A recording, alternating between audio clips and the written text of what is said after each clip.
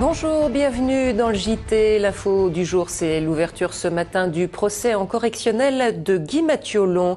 L'ancien président de la Chambre de commerce et d'industrie de Lyon comparaît pour prise illégale d'intérêts et détournement de fonds publics. En cause, certains aspects de la gestion de la CCI et notamment la facturation pour plus de 46 000 € de notes de synthèse dénoncées l'année dernière par la Chambre régionale des comptes. La ligne de défense de Guy Mathiolon va être de démontrer que ce qui lui est reproché ne tient pas debout. Il n'y a eu aucun juge d'instruction désigné, personne qui aurait dû être impérativement entendu n'a été entendu. Donc, dans la mesure où le travail n'a pas été fait préalablement, Guy Mathiolon va demander au tribunal de le faire.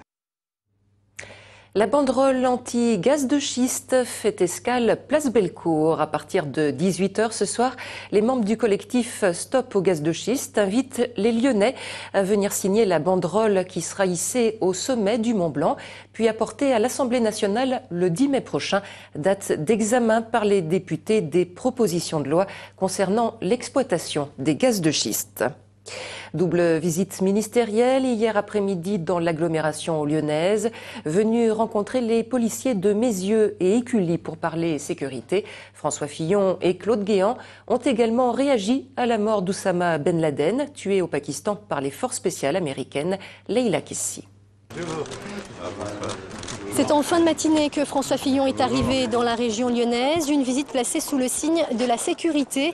À peine arrivé, le Premier ministre a souhaité bien évidemment réagir à la mort d'Oussama Ben Laden. La fin de la traque du leader d'Al-Qaïda montre une chose, pour les terroristes dont l'arme est le mépris de la vie, il n'y a ni refuge ni impunité. La mort du chef d'Al-Qaïda, considérée comme une première étape par le chef du gouvernement, même si sa principale inquiétude aujourd'hui, c'est bien sûr la menace terroriste, une menace qui, selon Claude Guéant, reste élevée en France. Contrairement à ce que certains commentaires un peu rapides ont pu laisser penser, la mort d'Oussama Ben Laden ne diminue pas le risque terroriste. Claude Guéant et François Fillon qui étaient à Lyon d'abord et avant tout pour parler de sécurité au quotidien. Ils ont visité le commissariat de Mézieux ainsi que les locaux de la police scientifique, un service d'ailleurs de plus en plus sollicité dans les affaires de délinquance. La police technique et scientifique n'est plus réservée aux grandes affaires criminelles. Nous avons démocratisé cette technique pour la mettre au service de toutes les victimes, pour permettre de mieux lutter contre la délinquance du quotidien qui est faite d'agressions, de vols, de cambriolages. Un François Fillon qui est apparu donc en campagne. Le Premier ministre a en effet dressé un bilan de la politique sécuritaire du gouvernement. Un bilan qui, à un an des présidentielles, a été présenté forcément comme positif.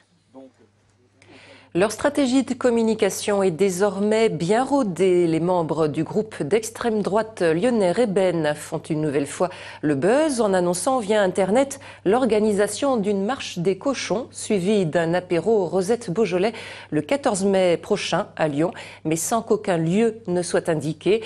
Un effet d'annonce qui soulève un tollé d'indignation. Les élus écologistes demandent au préfet l'interdiction de la manifestation et le collectif de vigilance contre l'extrême droite prépare déjà la parade.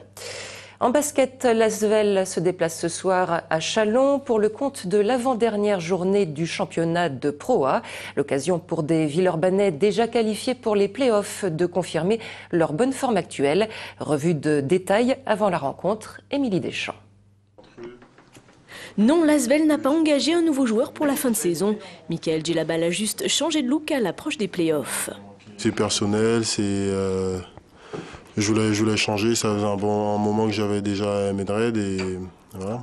Le capitaine de l'Asvel et ses coéquipiers, 6e de Pro A à 2 matchs de la fin de saison régulière, se déplacent à Châlons ce soir, dans l'espoir de grappiller quelques places au classement.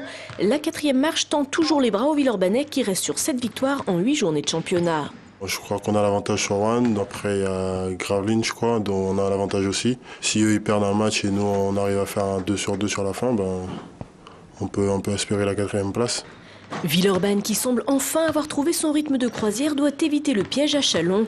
Une équipe qui a battu par 2 fois la Green Team cette saison et que l'Asvel pourrait bien retrouver lors de la première journée de play-off. Mais pour l'entraîneur villeurbanais, pas question de parler d'un match de répétition. Nous, on n'est ni en test, ni en rien du tout. On est en rythme de course à la meilleure place pour les play-offs. Voilà. Côté effectif, Matt Walsh est incertain et Pops Mensah-Monsou devrait être ménagé. Après Châlons, l'Asvel retrouvera l'Astrobal mardi prochain pour la dernière journée de Pro A face à Paris-Levallois. Et c'est la fin de cette édition. Vos rendez-vous sur TLM, 18h05 Popcorn, le maxiné, 20h15 Cité Campus consacré à l'art contemporain. Et bien sûr, l'info, on se retrouve dès 17h pour le 3 minutes chrono. Très bon après-midi sur TLM.